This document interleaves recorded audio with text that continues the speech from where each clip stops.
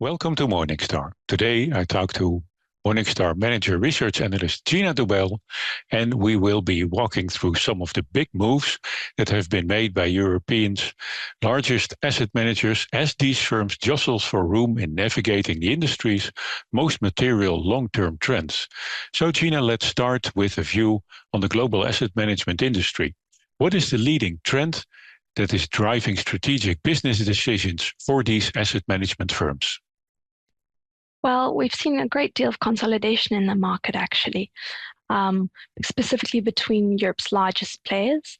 That could be because of just taking advantage of general inefficiencies in the markets or because of the downward pressure in fees. That's an ongoing trend as well. So, for example, one of the most recent big acquisitions that was announced in the market was BNP Paribas' asset management firm, which will be acquiring AXA's asset management firm. These are two big French investment names, and the AUM of the combined entity will actually come to a staggering 1.5 trillion in assets under management if we include their money market funds. Now, that's quite large and will probably put the combined entity as one of Europe's largest asset managers. Ideally, we would, from an investor point of view, like to see that increase in market share, that increase in revenue, also transfer into savings for our investors, looking at economies of scale, passing that on to the investor, and perhaps lowering fees for the end investor.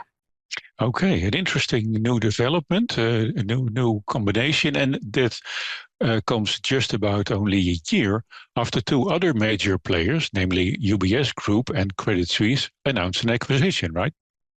Yes, that's true. But I'd say in that case, the reason for the acquisition was slightly different. You see, usually for acquisitions of this size, the regulatory approval process can be really long-winded and drawn out. But in the case of UBS and Credit Suisse, we saw Swiss regulators actively encouraging that acquisition deal. Okay, I see. And now, what made it different? Was there a different theme rather than decreasing fees driving the acquisition? Indeed. So if we take a step back, Switzerland has really been one of the hubs of the banking sector in Europe, with a strong and robust reputation for banking, actually globally, really. And Credit Suisse has been a large part of that. The firm has been around for over 150 years, so it's got quite a substantial history. Although its success arguably peaked around about 2007, just ahead of the great financial crisis. But since then, a series of scandals and management missteps have resulted in significant outflows, which really culminated in 2022. We saw huge outflows then, leading into 2023.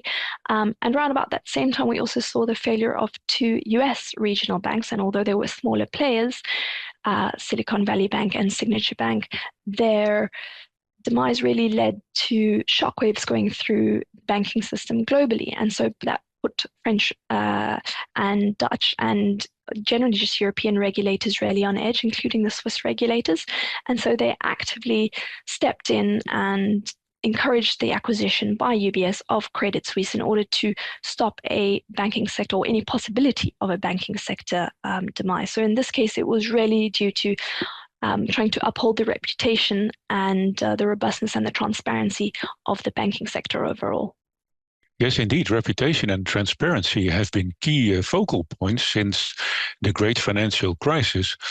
But how much are investors really swayed by all this? Quite considerably. We find that management missteps or a company charging high fees really dissuades investors quite considerably. An example of this can be seen in GAM Investments, which in 2018 had a significant scandal surrounding its absolute return fund range, and that led to significant outflows in the years since then. And even a leadership reshuffle or considerably slashing its fees were not enough for the firm to regain its footing considerably in the market. So we then saw a buyout offer from London-based Lion Trust Asset Management, which offered to buy the firm.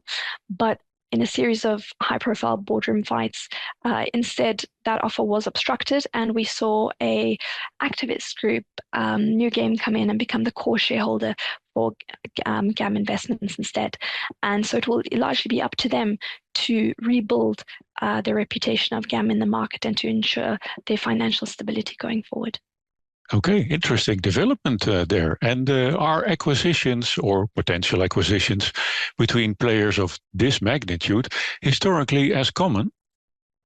Well, if we go back about 15 years, we saw the merger of Societe Generale and Crédit Agricole Asset Management back in 2010. And that basically resulted in Amundi, which is arguably the biggest asset manager in Europe. And they've cemented that position through several further acquisitions and moves. We saw the IPO of Amundi in 2015. In 2017, they also acquired one of their largest competitors at the time. And more recently, in 2022, they acquired the Lyrox investment management passive specialist. And that's quite interesting as well, because, and brings me to another trend that we've seen driving a lot of moves in the industry actually, is that drive into passive investments.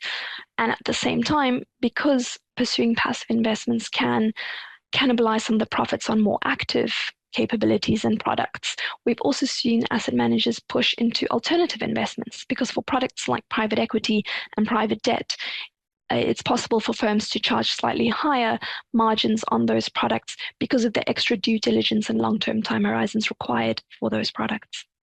Okay, and moving from there into examples, which key players come to mind when you consider pushes into both passive and alternative investments?